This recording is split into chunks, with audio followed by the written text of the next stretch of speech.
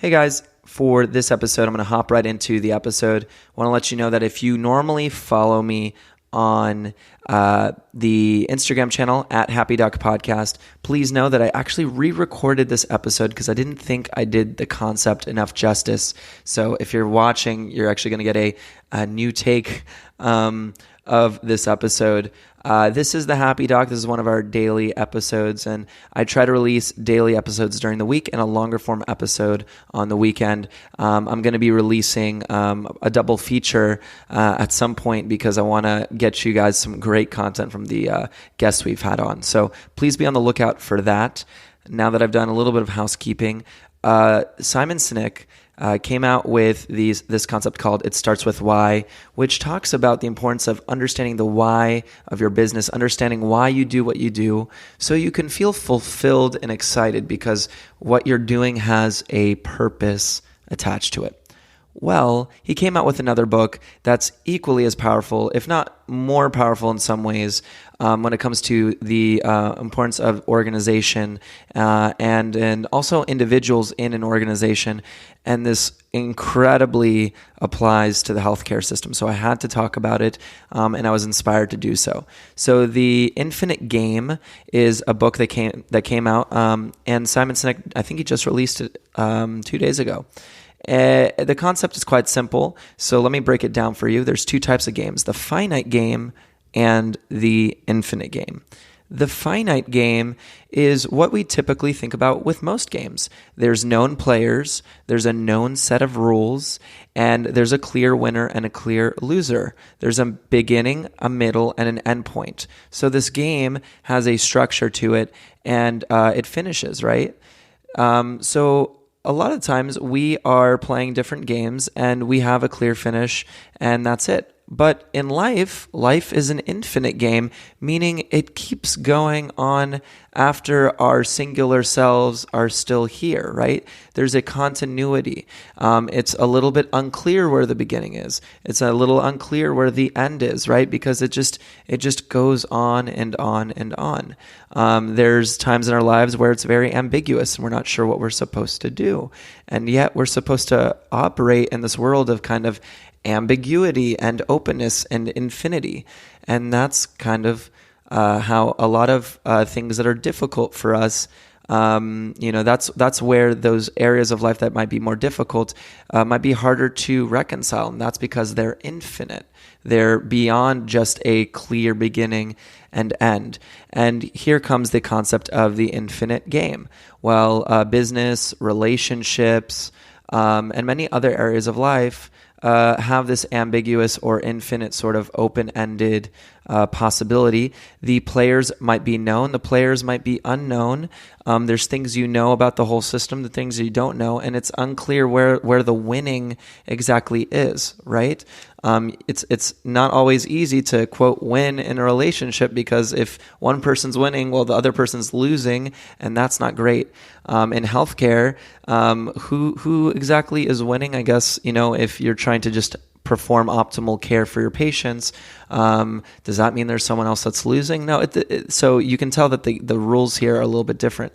The infinite game concept, one of the most important pieces of it as it applies to a business or a mission or what have you, is that the purpose of an infinite game is to play the game successfully and as long as possible. An infinite game and an infinite game theory type of system invests more into the players of the game because the players want to play as long as possible, as successful as possible, and as healthy as possible.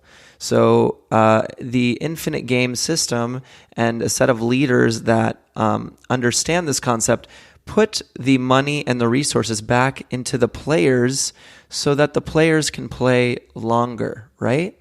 Well, what system treats the players like they're finite and burns them to the ground and exhausts them until they're incapable of performing anymore, and then switches them out for other people?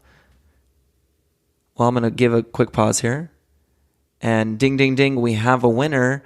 It's the healthcare system. Now, there's many other systems as well, but the healthcare system doesn't always reinvest their resources back into the players of the game, right? They might do some wellness courses that limit the amount of time that physicians normally have or nurses have or staff has.